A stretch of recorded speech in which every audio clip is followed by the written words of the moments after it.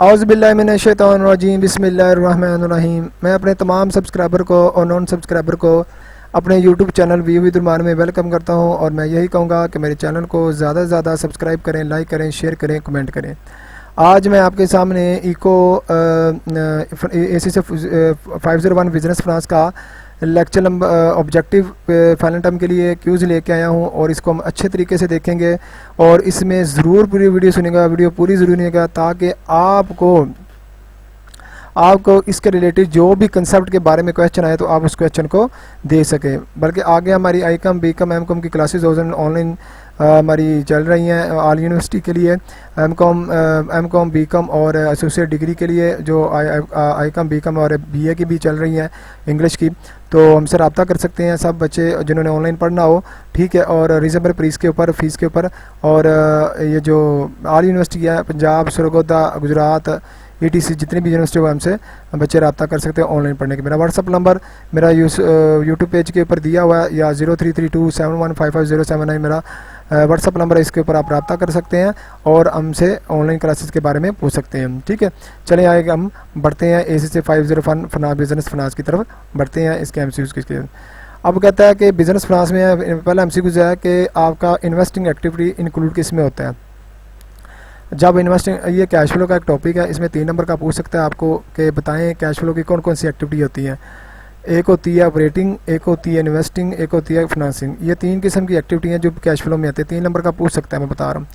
इसमें देख लीजिएगा कि हमारी कौन कौन सी एक्टिविटी आती है। पहले देख लेते हैं कि बिज़नेस के परचेज़ आपने प्रॉपर्टी की है, प्लांट किया, इक्विपमेंट किया, कोई भी किया आपने परचेज़ एसेट, तो वो इन्वेस्टिंग में आता है, ठीक है। ये बात ज़हन में रखिएगा, ठीक है। या शेयर इशू किया हो उसके ऊपर या अदर सिक्योरिटी के ऊपर परचेज़ किए, परचेज़ स्टॉक किया हो या अदर कोई सिक्योरिटी डेट कोई परचेज़ किया हो या लिया हो, तो इसके मुताबिक आपकी इन्वेस्टिंग में आ जाती है। आप देखिए cash receive from the issue on the stock equity in the business, ये नहीं हो सकता। आपने कैश रिसीव किया है कोई इशू स्टॉक करके, तो ये एक्टिविटी में equity in business in the business में ये कोई इन्वेस्टिंग नहीं है। आपने कैश रिसीव कोई बेचा होगा, सारी बात है, ठीक है। लेकिन हाँ कोई प्रॉपर्टी बेची होगी ना, तो वो आपकी इन्वेस्टिंग एक्टिविटी में आती है, बाज़ में रखिएगा, ठीक है। तो आपने स्टॉक इशू बेचा है और स्टॉक भी किया, शेयर इशू किया, उसके बदले कैश रिसीव किया, तो उसके बदले ये फाइनेंसिंग में आता है, ठीक है। और ये हमारा cash purchase of the stock किया और अदर सिक्योरिटी किया, तो ये हमारे परचेज स्टॉक हमारे क्या होती हैं, इन्वेस्टिंग में आ जाता है। ये A और C आपका बिल्कुल आंसर सही होगा। आगे देख लेते हैं, कहता है कि changing in cash from the financing are cash in one, इनका मतलब होता है इनफ्लो की बात कर रहा है। इसमें क्या कर रहा है, इनफ्लो की बात कर रहा है। कहता है अगर चेंजिंग कैश फ्रॉम फाइनेंसिंग में हो तो कैश इनफ्लो वन कब होगा, तो कैपिटलाइज्ड सारी बात है, ये बिल्कुल आंसर सही है कि आपका जब फाइनेंस में कैश इन आता है, आपको कैश मिलता है, आपके बिजनेस में कैश आता है, तो कैश किधर जाता है, आपकी फाइनेंसिंग में सीधा कैपिटल में जाता है, ठीक है। तो कैपिटल क्या होता है, राइज होता है, आपकी बिजनेस की इक्विटी राइज होती है, ये बात में रखिएगा। एसेट इंक्रीज होता है, लेकिन आपके जो फाइनेंस होता है, कैश इनफ्लो जो होता है आपका, वो इक्विटी की सूरत में होता है। वो क्या होता है, इक्विटी की सूरत में या कैपिटल की सूरत में होता है आपका। कैश की सूरत में एसेट तो फिक्स एसेट भी होते हैं, ठीक है, रिसीवेबल भी एसेट्स होते हैं। तो एसेट कौन से बात कर रहे हैं, सारे एसेट नहीं होते इंक्रीज, ठीक है। उसके बाद देखिए लाइबिलिटी डिक्रीज तो हो नहीं सकती। जब आपका कैश इनफ्लो हो रहा है तो क्या लाइबिलिटी तो डिक्रीज। आप अगर कैश आउटफ्लो कर रहे हो, अगर आपकी लाइबिलिटी है, अगर आपने कोई क्रेडिट पे चीज़ दी हुई है, क्रेडिट पे चीज़ ली हुई है, तो उसको आप कैश आउटफ्लो कर रहे हो, उसको पे कर रहे हो, तो तब आपकी लाइबिलिटी डिक्रीज होगी। कैश विड्रॉ तो आपका आउटफ्लो होता है भाई, ठीक है। तो आउटफ्लो तो इनफ्लो ही होता है, सॉरी। कैश विड्रॉ करते हो तो ये हमारा आपके पास कैश आता है, लेकिन ये इनफ्लो नहीं होता, ठीक है। इनफ्लो नहीं होता आपका, चेंजिंग ऑफ कैश को पूछ रहा है ना, तो चेंजिंग ये इनफ्लो नहीं होता। कैश इसमें भी आता है आपका, ठीक है। लेकिन इसमें कहता है कि कैश इनफ्लो से क्या इफेक्ट पड़ता है, फाइनेंस में क्या इफेक्ट होता है, तो कैपिटल आपका राइज होता है, ना कि आपका बाकी सब में, ठीक है। आगे देखिएगा, ऑप्शन ए सही है, ठीक है। उसमें देखिएगा, आगे देखिएगा, कहना generally changing in made in cash, अगर मेड इन चेंज के कैश में चेंजिंग है, account receivable, depreciation, inventory and account payable reflect to cash from activity और cash from financing, cash from investing. अच्छा, हमने इन्वेस्टिंग ऊपर पढ़ा हुआ था कि कोई परचेज प्लान किया हो, एसेट किया हो, या सेल एसेट किया हो, ठीक है, और या आपने सेल किया हो स्टॉक, ठीक है, तो परचेज किया हो स्टॉक, या सेल किया हो स्टॉक, ठीक है। तो ये आपकी कुछ भी सारी चीज़ें आपकी किस में आ जाती हैं, एक्टिविटी, फाइनेंसिंग एक्टिविटी और इन्वेस्टमेंट एक्टिविटी में आ जाती हैं, ठीक है। फाइनेंस आपका इंटरेस्ट आ जाता है, कोई आप इंटरेस्ट पे करते हैं लोन के ऊपर, डेट के ऊपर डेट आपके आ जाते हैं, ठीक है, डेट के ऊपर इंटरेस्ट पे करते तो फाइनेंसिंग में आ जाते हैं, ठीक है, सही है। तो आपके डेट के तौर पर फाइनेंसिंग में डेट और डिबेंचर आपके आ जाते हैं लॉन्ग टर्म, ठीक है। अब देखिए फाइनेंसिंग में देखिएगा ये बिल्कुल आते हैं, आपका चेंजिंग अकाउंट रिसीवेबल भी आता है, और डेप्रिसिएशन नॉन कैश आइटम होती है, एड बैक होती है, और इन्वेंट्री भी चेंज अप आती है, चेंज कितना हुआ है आपका ईयर बाय ईयर ये भी आ जाता है, और अकाउंट पेबल भी आपका चेंज इन मेड कैश होता है, वैसे कैश मेड ये कैश में कितने जल्दी कन्वर्ट हो सकते हैं, ठीक है। इसमें ये देखा जाता है कि आप चेंज इन मेड कितनी है, मतलब आपकी change accounting payable, account payable की होती है, इन्वेंट्री की भी होती है, अकाउंट पे भी होती है, और डेप्रिसिएशन की भी होती है। ये सारी चीज़ें आपकी किस में आते हैं, ऑपरेटिंग में आते हैं, ये मेरी बात ज़हन में रखिएगा, ऑपरेटिंग में आती हैं ये सारी चीज़ें। आगे देखा कहते हैं dash are the short term temporary investment that can be readily convert into the cash, जो इजीली कन्वर्ट कैश हो सके, वो कौन से, जो शॉर्ट टर्म हो, ऊपर से शॉर्ट टर्म हो, लॉन्ग टर्म नहीं, और टेम्परेरी हो, इन्वेस्टमेंट हो। तो मार्केटेबल सिक्योरिटी आप भी आपकी बिल्कुल सही है, ये करंट एसेट होते हैं। ये जब शॉर्ट टर्म की बात करता है ना, तो इसका मतलब ये करंट एसेट की बात कर रहा है, ठीक है, सही है। तो ये भी करंट एसेट होता है। और कैश इक्विपमेंट जो कन्वर्ट हो सकता है जल्दी से, ये भी कैशेबल है, कैश करंट एसेट है। और ट्रेजरी बिल ये भी आपके जल्दी कन्वर्ट हो जाते हैं, कैश करंट एसेट है। तो ये ऑल गिव ऑप्शन है जो आपके करंट एसेट है, जो कन्वर्ट हो सकते हैं इजीली कैश में, ठीक है, जल्दी से, ठीक है। तो ये आपका एमसीक्यूज है, इसको अच्छे तरीके से देखिएगा। आगे देखिएगा कहता है the cash from the statement record, अगर cash from statement record your dash and expenditure at the end of the forecast period. अब इसमें जो होता है ना, इसमें देखना होता है कि हमने कि जो कैश फ्लो स्टेटमेंट है रिकॉर्ड कौन करता है, your dash and expenditure at the end of this forecast period. आपने देखो अनअर्न्ड इनकम नहीं करते, ना कमिंग फॉर द ईयर करते हैं, लास्ट ईयर करते हैं। ये आपका एक्चुअल डेटा लेता है इनकम स्टेटमेंट का, कि जो आपने एक्चुअल डेटा किया होता है इनकम स्टेटमेंट के, इनकम और एक्सपेंस जो आपने रिकॉर्ड किए होते हैं। एक्सपेंडिचर तो बात कर रहा है, तो इनकम एंड एक्सपेंडिचर की बात करता है, ना कि अनअर्न इनकम की, ना तो कमिंग फॉर इनकम की, जो अगले साल इनकम आनी है वो की, या लास्ट ईयर की, नहीं। जो आपका करंट ईयर है ना, एक्चुअली है जो आज क्या, इधर करंट भी होता तो फिर भी सही होता, इधर करंट भी होता तो फिर भी सही होता, ठीक है। तो ये आपने अच्छे तरीके से देखना। तो लास्ट पिछले अगले की नहीं बात करता है, जो आपका करंट है वही बात करता है इसमें कैश फ्लो स्टेटमेंट। आगे देखिए क्या कहता है, ratio look at the relationship between the individual values and relate them to हो आ कंपनी। मतलब एक रेशियो आपकी रिलेशन किस तरह देखती है इंडिविजुअली तौर पर और एक कंपनी की तरफ से। कहता हैज़ आप परफॉर्म इन द पास, देखिए जी परफॉर्म डेटा देखा जाता है आपकी रेशो, क्योंकि रेशो में आपका फॉर एग्जांपल है आपकी रेशो निकालनी है तो प्रीवियस ईयर से कंपैरिजन करते हैं ना आप, ठीक है। तो प्रीवियस ईयर से कंपैरिजन करने के लिए आपको रेशो बनाई जाती है ना, तो बिल्कुल सही है, ठीक है। Might perform in the future, future के भी की जाती है। आपका जो रिटर्न ऑन इन्वेस्टमेंट है, क्या देखता है कि आपका फ्यूचर में कितना रिटर्न ऑन इन्वेस्टमेंट कितना, आरओआई कितना आएगा, आपका डेट रेशो क्या है, ठीक है। ये आपकी मतलब फ्यूचर की प्रिडिक्शन होती है, या पास की प्रिडिक्शन भी होती है, या आप प्रेजेंट वैल्यू निकालते हैं तो उसके लिए भी रेशो है आपकी, या रिटर्न ऑन एसेट निकालते हैं, रिटर्न इक्विटी निकालते हैं, तो यह सारे फ्यूचर में आ जाते हैं। तो दोनों आपकी पास और फ्यूचर को देख के आपकी रेशो बनाई जाती है, ये बात ज़हन में रखिएगा, ठीक है, सही है। आपकी जो भी है रेशो, ठीक है। आगे चलते हैं, आगे हम देख लेते हैं कि the current ratio is known also, किसके नाम से जाते हैं, बिल्कुल सही है, कैपिटल रेशो। कैपिटल रेशो को करंट रेशो का मकसद एक ही है। अब करंट रेशो का फार्मूला जो होता है वो होता है current asset divided by current liability, ठीक है, ये फार्मूला होता है। लेकिन इसमें करंट वर्किंग कैपिटल में क्या करते हैं, current asset minus current liability, बस इसमें माइनस कर देते हैं, इसमें डिवाइड कर देते हैं, बस है तो current asset divide by current liability, इसमें भी current asset divide by minus current liability है। लिवरेज आपका लिवरेज अब नहीं होता, लिवरेज में आपके आ जाते हैं डेट, आपके debt ratio, debt equity ratio आ जाती हैं, तो ये इसका नाम नहीं है। और turnover ratio, sale turnover ratio, आपका रिसीव टर्नओवर रेशो, आपका पेबल टर्नओवर रेशो, ये और किसी सेंस में आते हैं, ये वर्किंग कैपिटल रेशो में आते हैं, वर्किंग कैपिटल रेशो में आते हैं, ठीक है। और ये लिवरेज रेशो आपकी ऑपरेटिंग ऑफ फाइनेंस में आती हैं, ठीक है। तो आपका आंसर ए बिल्कुल सही है।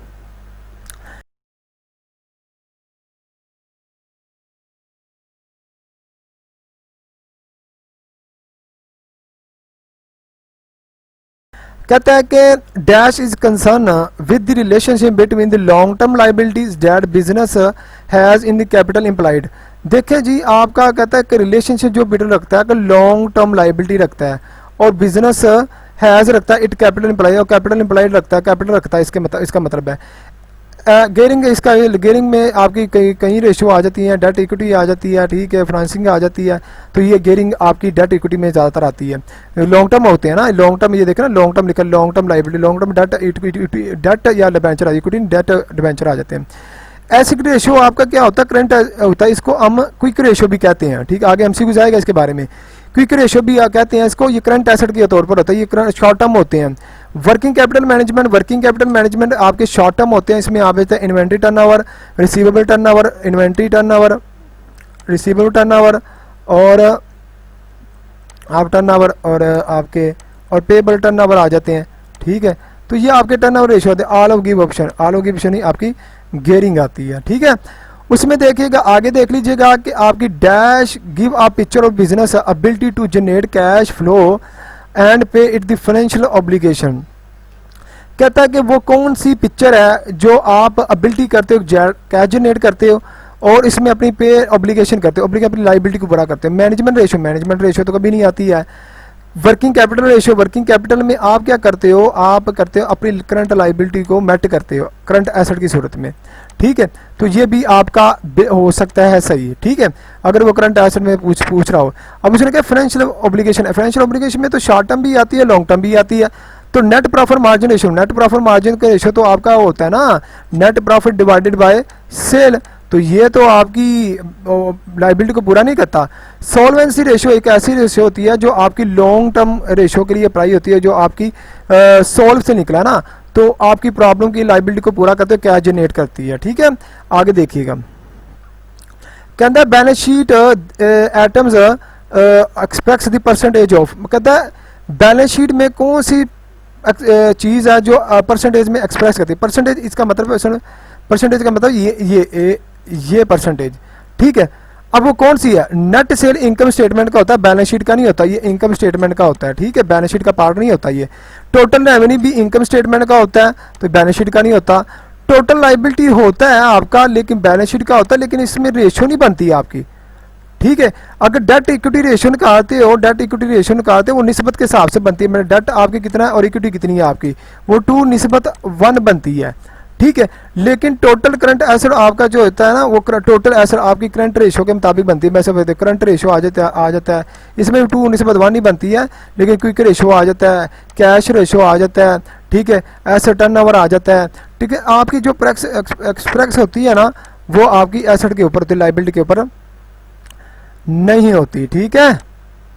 आगे चलते हैं, कहता है सपोज, ये समझने वाला है, ये बाद में ज़हन में रखिएगा।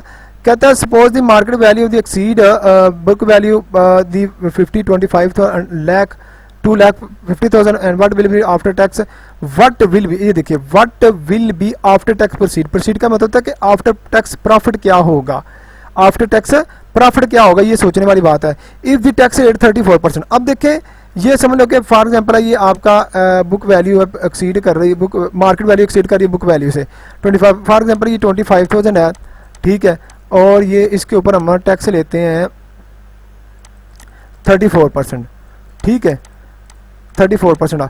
अब ये जो टैक्स निकलेगा ना, टैक्स निकलेगा, ये जो फॉर एग्जांपल मैं आपको बताता हूँ कि टैक्स कितना निकलता है, देख लीजिएगा, इसमें कोई होगा कोई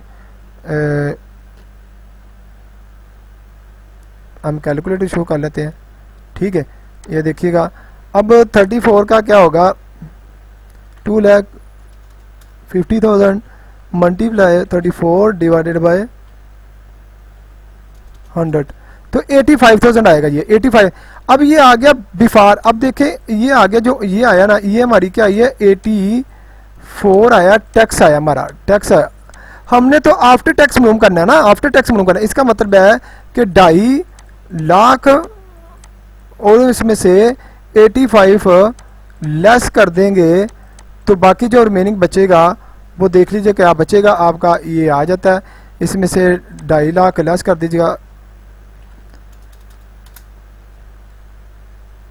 1 लाख, ये माइनस में नहीं आता, ये 2,50,000 फिगर में बड़ा है तो 85,000 छोटा है, तो आपका ये आंसर बिल्कुल एक्यूरेट आएगा। ठीक है, तो आपको आई होप समझ लगी होगी। तो आगे हम चलते हैं।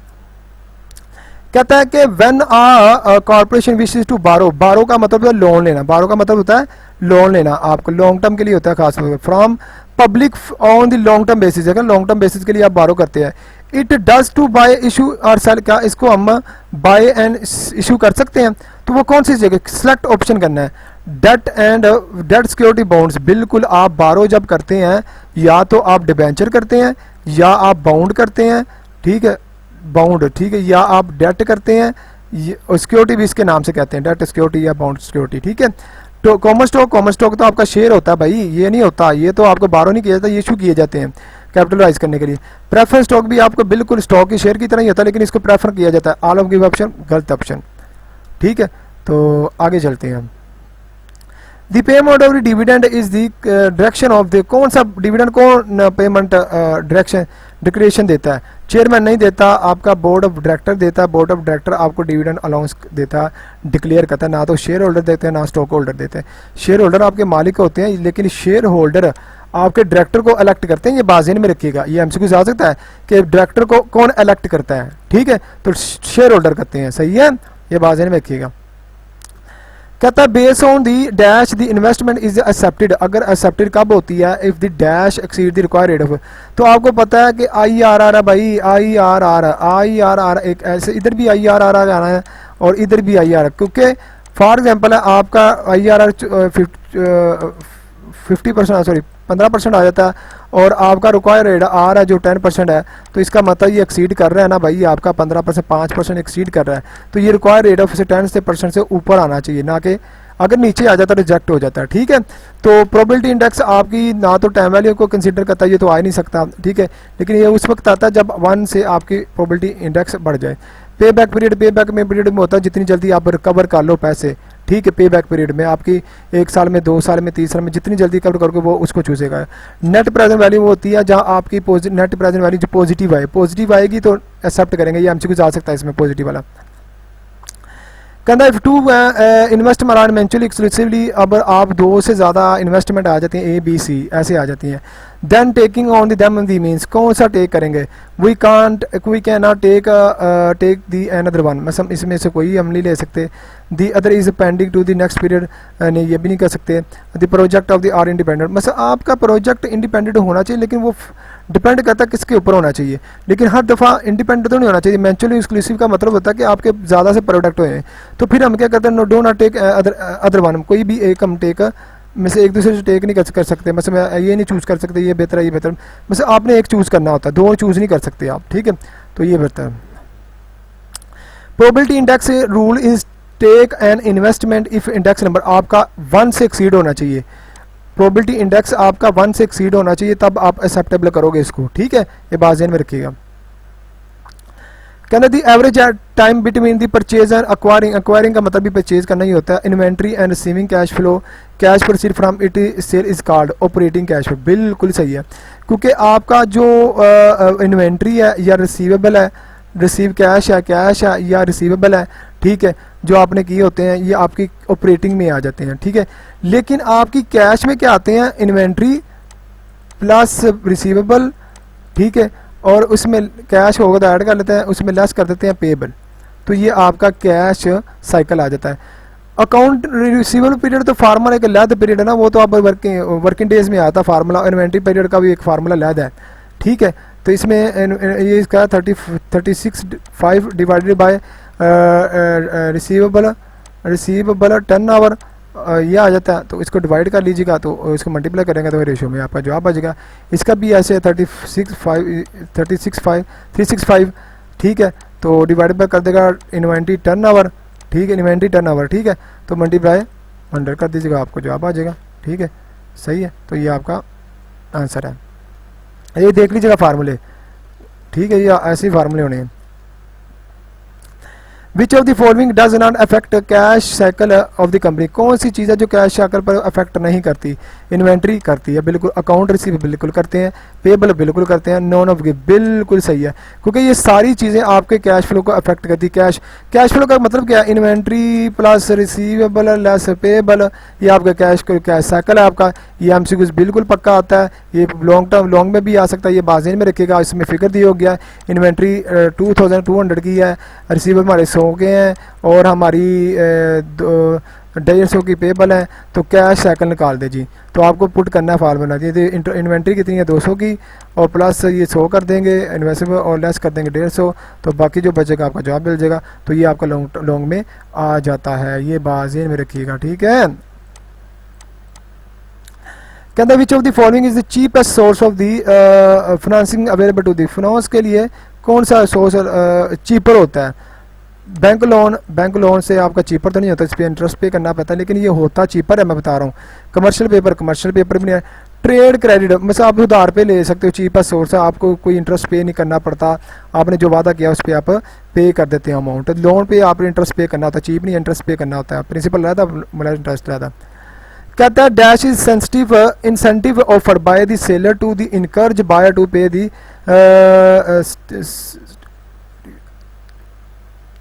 स्टिपुलेटेड टाइम्स, देख लीजिएगा।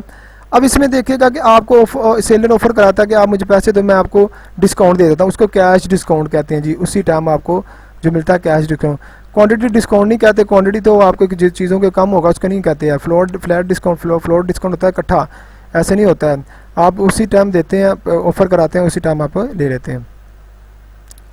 Present value of the sum of the 100 to be receive in future, देखो उसने कहा है कि अगर आज कल हमने फ्यूचर में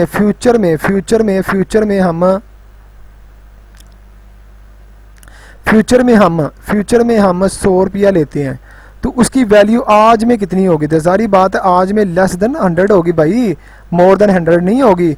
फॉर एग्जांपल आज की चीनी फ्यूचर में मैं पीछे 5 साल या 7 साल पीछे चले जाऊं, तो 7 साल की चीनी की किलो चीनी कितने की, तो आज की किलो की चीनी कितने की है? तो डिफरेंट है ना, बढ़ गई है ना कीमत, तो पैसे की वर्थ कम होती है फ्यूचर में।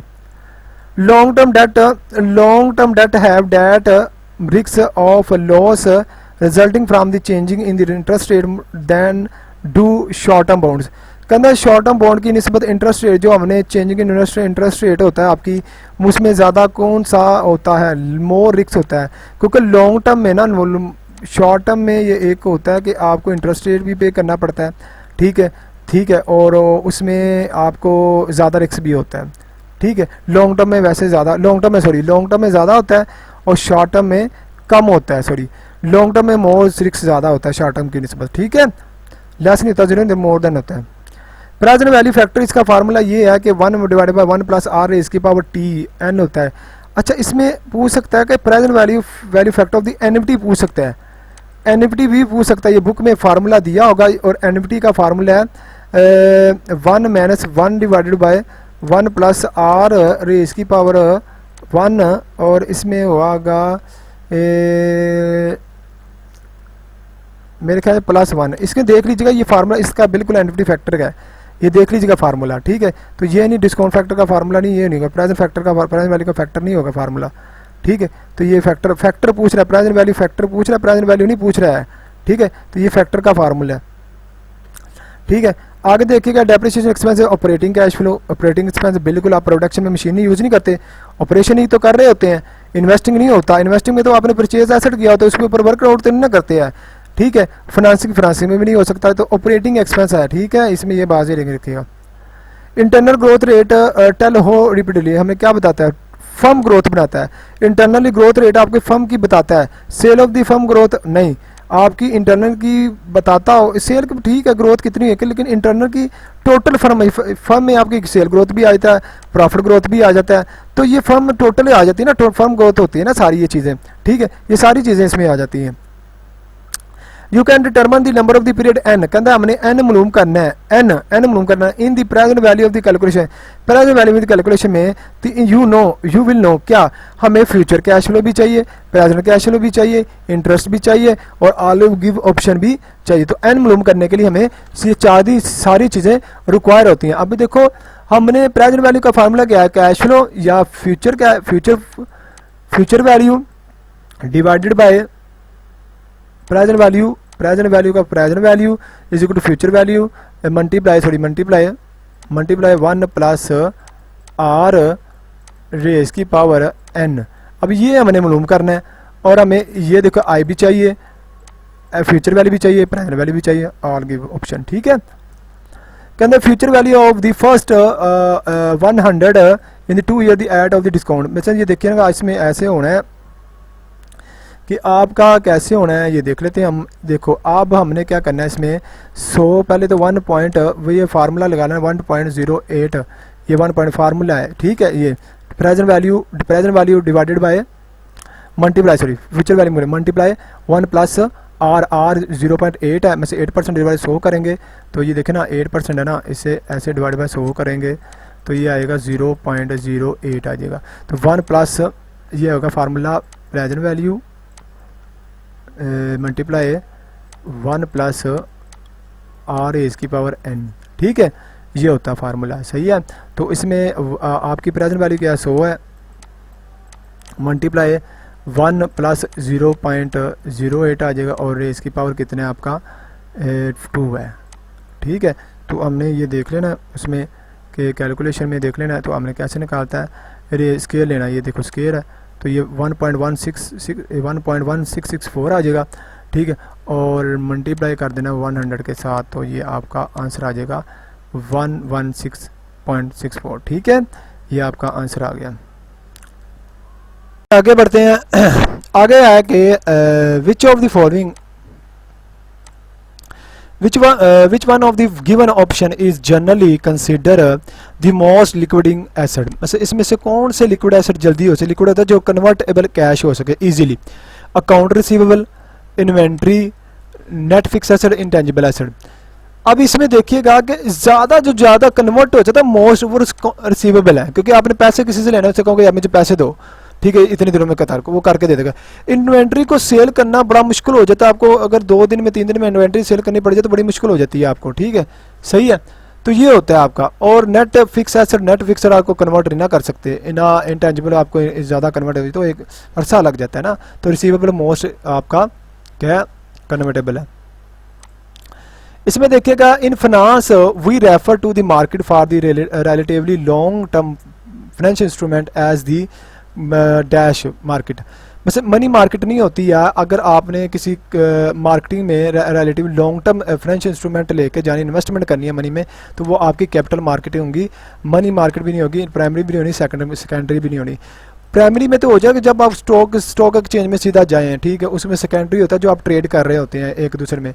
मनी मार्केट होती है जब आप मनी शेयर को आप उधर करना चाहें, इन्वेस्ट करना चाहें, तो कैपिटल आ जाता है। ये मनी मार्केट में भी सेंस में आ जाता है, लेकिन कैपिटल की सेंस में ज़्यादा आ जाता है।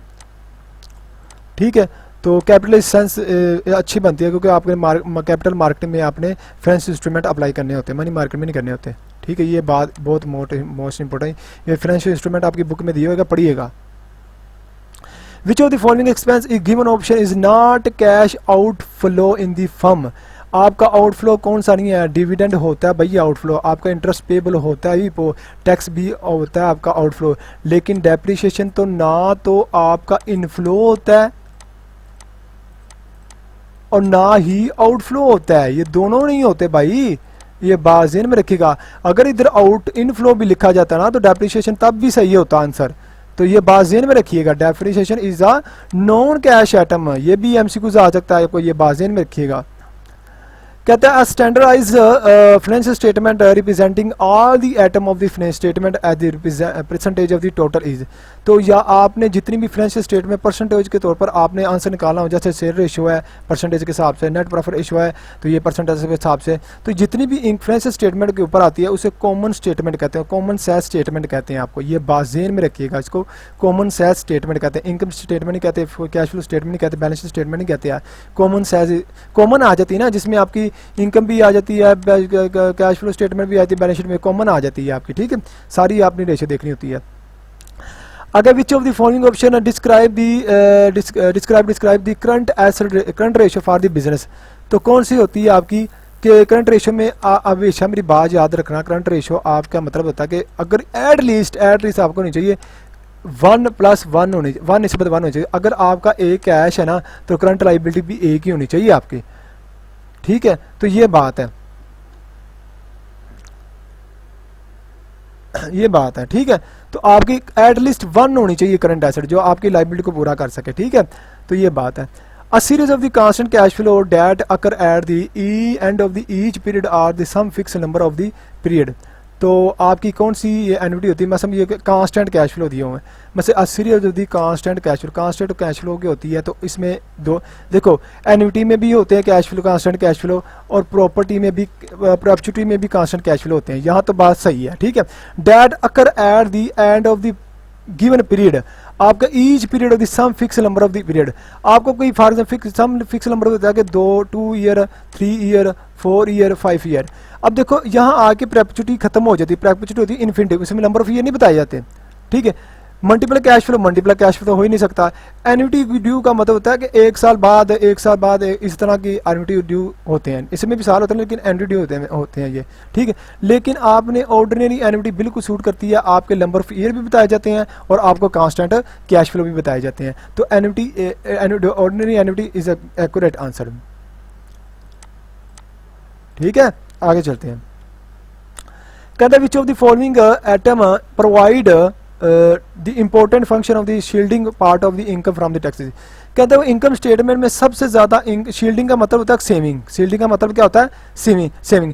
टैक्स इनकम स्टेटमेंट में पार्ट ऑफ इनकम टैक्स में टैक्स की शील्डिंग कौन करता है, इन्वेंट्री नहीं करता, सप्लाईज नहीं करता, मशीनरी नहीं करता। डेप्रिसिएशन आपका टैक्स सेविंग होता है भाई, क्योंकि ये नॉन कैश आइटम है, इसमें आप इन्वेंट्री बेचोगे कैश आएगा या कैश जाएगा, सप्लाई करोगे कैश आएगा या कैश जाएगा, ठीक है। या इन मशीन लोगे या बेचोगे आएगा या जाएगा, इनफ्लो, इन तीनों में आउटफ्लो इनफ्लो हो रहा है, ठीक है। और टैक्सेस में शील्ड जो होता है इसमें सब में टैक्स पे करना पड़ता है, मैं बता रहा हूँ, ठीक है। इसमें जो शील्ड होता है ना, डेप्रिसिएशन एसेट की वैल्यू को कम करता है। ये देखो मशीनरी है ना, इसकी डेप्रिसिएशन है। तो आपकी फॉर एग्जाम्पल मशीन खरीदा था 1 लाख का, 100 का खरीदा था, अब 100 की वैल्यू में से आपकी 90 रहेगी वैल्यू, ठीक है। ये तो 10 रुपीज़ है, ये तो ना तो इनफ्लो हुआ है ना आउटफ्लो हुआ है, ये तो वैल्यू को कम हुआ है, ये मशीन की वैल्यू को कम कर रहा है। तो वो एक नॉन कैश आइटम है डेप्रिसिएशन, और इसको ये टैक्स सेविंग करता है, क्योंकि ये इनकम स्टेटमेंट में लेस होता है, इनकम स्टेटमेंट में ये एज आ एक्सपेंस लेस होता है, और जब एक्सपेंस लेस होता है तो ये प्रॉफिट कम आता है, प्रॉफिट कम आता है तो आपका टैक्स कम आता है, ठीक है। तो ये बात ध्यान से रखिएगा। कहते वाले रिस्क प्रीमियम, रिस्क प्रीमियम का फार्मूला क्या होता है, रिस्क प्रीमियम का फार्मूला होता है RM मतलब मार्केट रिस्क, ठीक है, plus RF free risk rate, ठीक है। इसका ये फार्मूला, ये दोनों अगर ये दोनों करके भी दिए होंगे ना, रिस्क प्रीमियम खुद दिया हो तो इसका मतलब RM - RF दिया हुआ खुद इसने, ये निकाल दे। तो इसका फार्मूला पोर्ट कर दें तो इसमें क्या, debt has the expected required rate of return, आपका मार्केट रिस्क ये है 14, ठीक है, और मैनेज कर दें रिस्क फ्री रेट 5 कर दें, तो ये बाग आपका 9 आंसर आपका आ जाएगा। तो इसमें यह RM market risk price required rate of return और RF फ्री रेट, ठीक है। तो ये आपका 14 माइनस 5%, ठीक है। तो ये 9% आ गए। आगे देखेगा what will happen to the cash cycle if the account payable period is lengthened। अगर आपका अकाउंट पेबल पीरियड बहुत ज़्यादा लेंथी होता जा रहा है तो आपका कैश साइकिल के ऊपर क्या बढ़ेगा, कैश डिक्रीज हो जाएगा, कैश क्या हो जाएगा, डिक्रीज हो जाएगा। क्यों कैश डिक्रीज कैश इंक्रीज तो हो नहीं सकता आपका, ठीक है। कैश इंक्रीज, आपका पीरियड बढ़ता जा रहा है, पे बढ़ता जा रहा, बढ़ता जा रहा, बढ़ता जा रहा है, जैसे जब पे कर रहे पे करते हो पीरियड पेबल पीरियड बढ़ता जाता है, आपका कैश डिक्रीज होता जाता है। ठीक है, तो कैश रिमेन कांस्टेंट नहीं रहता है, इसमें इफेक्ट करता है।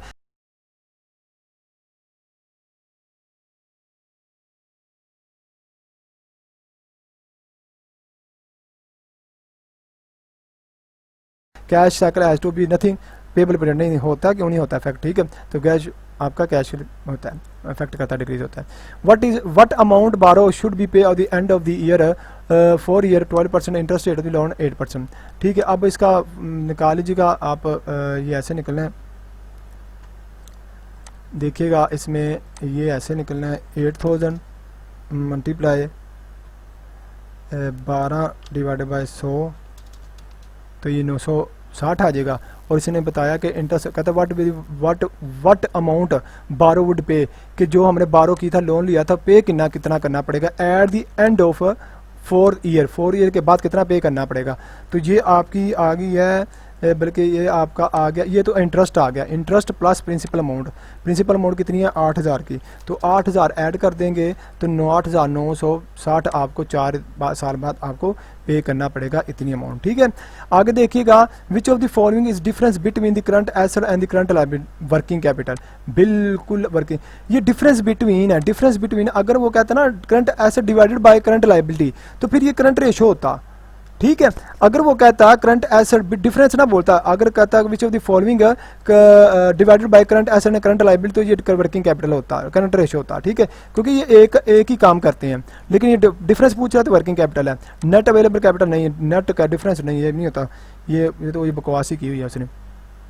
कहते which of the following statement show revenue expense and net worth of the specific date, या इनकम स्टेटमेंट होती है भाई, आपकी इंसान ही है, रेवेन्यू और एक्सपेंस आपके इनकम स्टेटमेंट में आते हैं, और एसेट और लायबिलिटी आपकी बैलेंस शीट में आती है भाई, ये बाज़ेन में रखिएगा। आगे देखिएगा, कहते an amount will be dash if the I R not exceed और रिक्वायर्ड, बिल्कुल ये भी रिजेक्ट होगा कि इन्वेस्टमेंट रिजेक्ट होगी अगर आपका रिक्वायर, फॉर एग्जांपल है आपका रिक्वायर रेट ऑफ आर कितने हैं 10% है, और आई आर आपका आ जाता है 9%, भाई रिक्वायर रेट से तो कम हो गया ना भाई, 9% है अब आ रहा है, तो इसका मतलब रिजेक्ट कर देंगे हम। ठीक है, इफ सॉरी आगे कहता कि अदरवाइज, कहते investment the rejected if the I R does not exceed the required rate and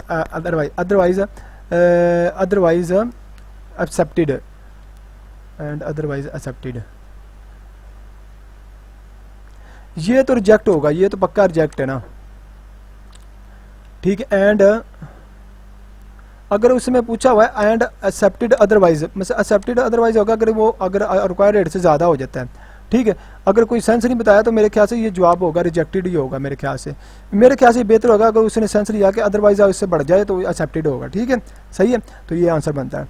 which of the following known of the group of the asset stock bond held by the investor, कहता कि हम group of asset की बात आ जाए ना, group of asset की बात है, इसका मतलब आप पोर्टफोलियो की बात करने लगे हो, पोर्टफोलियो की क्या करने लगे हो बात। स्टॉक और बॉन्ड पोर्टफोलियो में हेल्ड बाय द इन्वेस्टर, जो है अपने कंट्रोल में रखता है, हेल्ड में अपनी मर्जी से इन्वेस्ट कर सकता है, तो वो स्टॉक बंडल हो सकता है, बंडल स्टॉक एक में तो नहीं हो सकता, कैपिटल स्ट्रक्चर हो सकता है, कैपिटल स्ट्रक्चर के जरिए कर सकता है, जैसे कि आप बाउंड करते इशू कर सकते हैं, लेकिन आपकी पोर्टफोलियो थ्योरी बताती है जब आप ग्रुप ऑफ एसेट को करते हो। ठीक है, उसमें देखिए finding the cash cycle inventory provide 30 days, account payable 50 days और एवरेज रिसीवेबल 30 डेज। अब देखो इसमें फार्मूला है कि inventory plus receivable minus payable. अब देखो इन्वेंट्री कितनी है 38 है, ठीक है, प्लस रिसीवेबल कितने हैं 30 डेज है, ठीक है, और लेस कर देंगे 50 हमारा पेबल डेज है,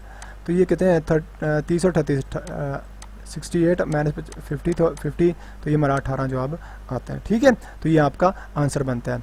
अब देखिएगा विच of the following is not liquidation ratio, liquidation कौन है, cash coverage ratio. Cash coverage ratio तो आपको ये बताता कि आपको कैश कितना रिकवर हुआ है, लेकिन आपका करंट रेशियो ये भी आपकी लिक्विडेटिंग रेशियो है, क्विक रेशियो ये भी आपकी लिक्विडेटिंग रेशियो है, कैश रेशियो ये भी आपकी लिक्विडेटिंग रेशियो है, ये नहीं है आपकी है। ठीक है, तो ये बात में रखिएगा, इसके फार्मूले अलग-अलग हैं। ठीक है, इसमें इन्वेंट्री ऐड होती है, इसमें इन्वेंट्री लेस होती है, इसमें इन्वेंट्री और रिसीवेबल लेस होते हैं, ठीक है, प्रीपेड भी लेस होते हैं, ठीक है, बस कैश कंसीडर किया जाता है, और इसमें इन्वेंट्री और प्रीपेड लेस किए जाते हैं, ठीक है। A company having the current ratio 1 will be dash net working capital 0। जारी बात है कि आपकी 1 करंट रेशियो है तो 1 वर्किंग कैपिटल है, तो 1 - 1 0 हो जाएगा ना, ठीक है ना, समझ लगी है बच्चे, तो वर्किंग इनएक्टिव कैपिटल आपका 0 होगा। Which of the following business organization is least regulated, मतलब लीज रेगुलेटेड जो होता है, जो जिसको रिक्वायरमेंट ज़्यादा नहीं होती रेगुलेशन की, कि भाई रेगुलेशन करो, रजिस्टर्ड कराओ। जनरल पार्टनरशिप में भी होता है, पार्टनरशिप लिमिटेड में कॉर्पोरेशन में रजिस्टर्ड होना पड़ता है एक्ट 1932 के ये इसके मुताबिक, ये 1984 के मुताबिक। लेकिन सोल प्रॉपर्टर में रेगुलेट करने का बिजनेस का लीस्ट होता है, इसमें कर भी ना करो ना करो फ़र्क नहीं पड़ता। Quick ratio is also known acid ratio, acid ratio को क्विक रेशियो कहते हैं भाई, ठीक है। करंट रेशियो, करंट कैश, इसे कैश इक्विवेलेंट रेशियो भी कहते हैं, कैश इक्विवेलेंट रेशियो भी कहते हैं, ठीक है, कैश को। कहता which of the following cash is known as the cash flow identify, cash flow identify कैसे हो सकते हैं कि आपने अकाउंटिंग क्वेश्चन पढ़ी होगी, asset is equal to liability plus capital, ये पढ़िए ना क्वेश्चन, आपको याद होगी, ठीक है। तो यही है cash flow from the asset, cash from the creditor, creditor आपकी लाइबिलिटी होती है, और प्लस शेयर होल्डर की जो कैश फ्लो होते हैं वो कैपिटल होते हैं, capital asset is equal to liability plus capital, यही तो बात कर रहा है। इसमें ये होता है capital asset is equal to मतलब क्रेडिटर माइनस कैपिटल, नहीं ये भी नहीं होता, शेयर होल्डर माइनस कैपिटल ये भी नहीं होता, और क्रेडिटर प्लस एसेट ये भी नहीं होता, ठीक है। ये तो माइनस आगे होएगा ना, ये आपका प्लस होगा आपका इधर डी वाला। कहता है one of the difference between the taking and not taking, sorry taking not taking investment when gym in NPV is greater than 0, आपकी एनपीवी कहता है कि डिफरेंस बिटवीन द टेकिंग और नॉट टेकिंग इन्वेस्टमेंट व्हेन, आपकी investment 0 जब 0 से ज़्यादा हो तो टेकिंग करते हैं, इन्वेस्टमेंट इज इक्वल टू 0 हो तो फिर भी सही है, और इन्वेस्टमेंट इज लेस देन 0 ये आपकी टेकिंग नहीं करेंगे, ये भी आपकी टेकिंग अगर ये तो 0 ही है ना, बस ठीक है, टेकिंग कर लेना चाहिए, सही है, ठीक है। ये ना तो यस में आता है या नो में आता है, बस ठीक है कर लेनी चाहिए, तो ये ऑल ऑफ गिव ऑप्शन में है आपका, ठीक है। कहते which of the following non cash item, depreciation non cash item है भाई, रेवेन्यू आपके पास आता है, इनफ्लो आता है, डेप्रिसिएशन ना तो आपका नॉन कैश आइटम उसको कहते हैं, ना तो इनफ्लो और आउटफ्लो की बात कर रहा हो, रेवेन्यू आ रहा है आपके पास, इनकम आ रही है, एक्सपेंस आप कर रहे हो, खर्चे कर रहे हो, आउटफ्लो हो रहा है, ठीक है। इसमें इनफ्लो हो रहा है, इसमें आउटफ्लो हो रहा है, ठीक है। डेप्रिसिएशन में ना तो इनफ्लो होता है ना आउटफ्लो होता है, ठीक है, पीछे एमसीक्यूज पढ़ा था मैंने। तो आज का एमसीक्यूज, आज की एमसीक्यूज थे, मैं यही कहूँगा कि मेरे चैनल को ज़्यादा से ज़्यादा सब्सक्राइब करें, लाइक करें, शेयर करें, कमेंट करें, और जिन्होंने आईकॉम बीकॉम एमकॉम की क्लासेस लेने हैं ऑल यूनिवर्सिटी के लिए, और फिजिक्स केमिस्ट्री बायो ये भी हमारे क्लासेस ऑन है, ठीक है। तो ये भी हमारी क्लासेस ऑन है, तो जिन्होंने लेनी हो तो हमसे रब्ता कर सकते हैं। तो मैं यही कहूँगा कि मेरे चैनल को ज़्यादा से ज़्यादा सब्सक्राइब करें, लाइक करें, शेयर करें, कमेंट करें। थैंक यू सो मच, अल्लाह हाफिज़।